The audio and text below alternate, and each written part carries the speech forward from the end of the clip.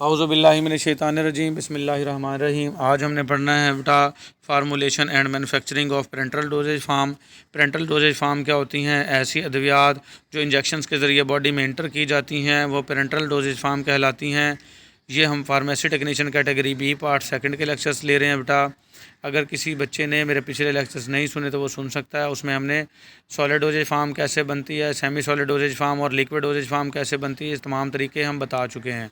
तो वो बच्चे जो मेरे चैनल पर नए हों उनसे गुजारिश है वो चैनल को सब्सक्राइब किया करें और अपने दोस्तों के साथ शेयर किया करें।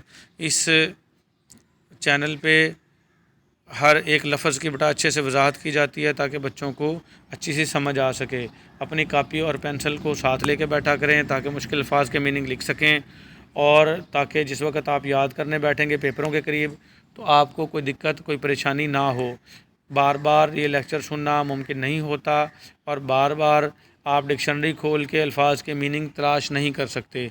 तो बेहतर यही है कि अपने लेक्चर्स लें और साथ के साथ डिफ़िकल्ट जो वर्ड्स हैं, क्योंकि मेडिकल की जो लैंग्वेज है वो थोड़ी सी डिफरेंट होती है बेटा, आम लैंग्वेज से इंग्लिश से भी डिफरेंट होती है, तो वो आप लिख लिया करें।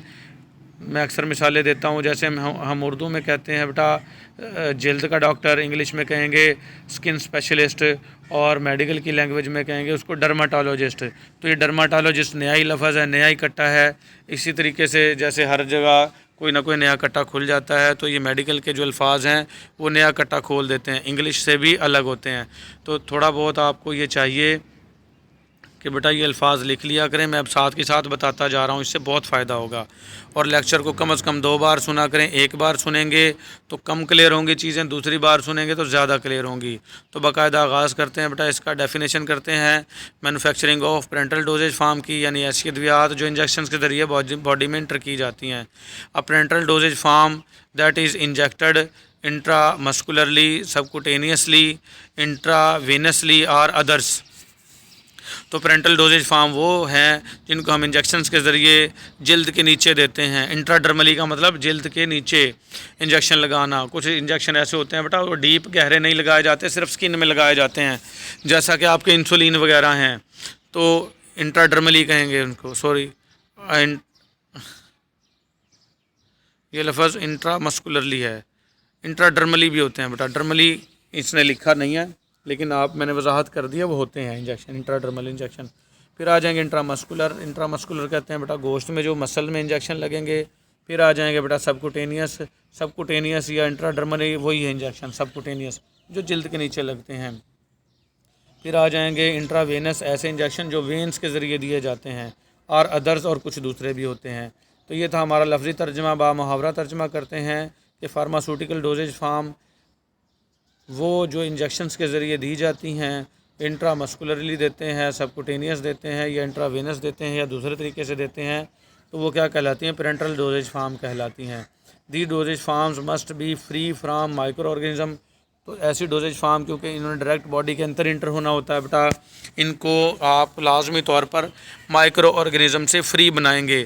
जैसे आपकी टैबलेट्स या सिरप होते हैं ना बेटा, अगर उनमें कोई माइक्रो ऑर्गेनिज़म चला भी जाए तो उन्होंने पहले मैदे में जाना होता है, और मैदे में क्या होता है? स्टमक में HCl हाइड्रोक्लोरिक एसिड बहुत ज़्यादा तेज़ाब होता है और वो तेज़ाब उन जरासीम को मार देता है।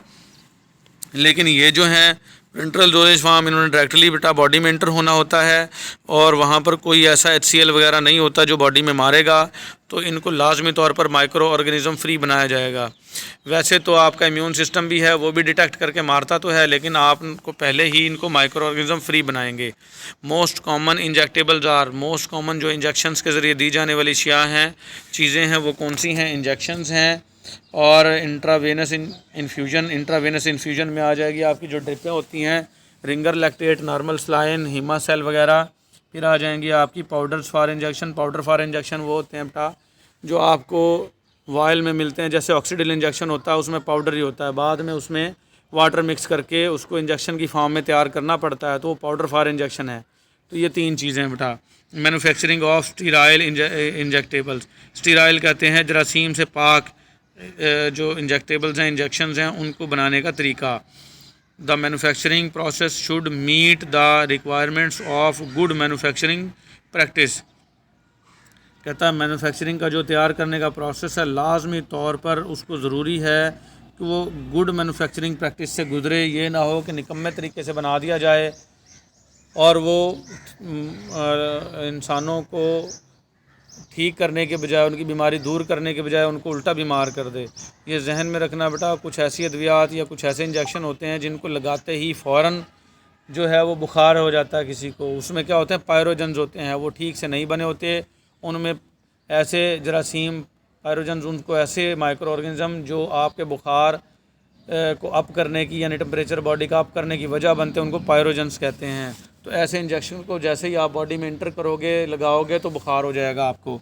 तो वो गुड मैन्युफैक्चरिंग प्रैक्टिस से नहीं गुजरे होते। तो ये बताना चाह रहे हैं यहाँ पे बेटा, हर लफ्ज़ की वजाहत करना ज़रूरी होता है कि इनका मैन्युफैक्चरिंग जो प्रोसेस है वो गुड मैन्युफैक्चरिंग प्रैक्टिस होनी चाहिए।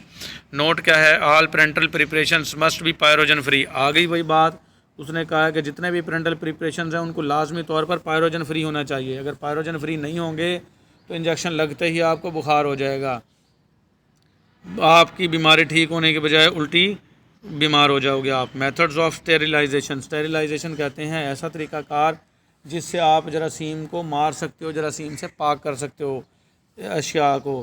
तो वो क्या कहलाता है, मेथड ऑफ स्टेरिलाइजेशन या स्टेरिलाइजेशन भी कहते हैं इसको। स्टेरिलाइजेशन इज़ नेसेसरी, स्टेरिलाइजेशन बहुत ज़्यादा ज़रूरी है, यानी जरासीम से पाक करना बहुत ज़्यादा ज़रूरी है।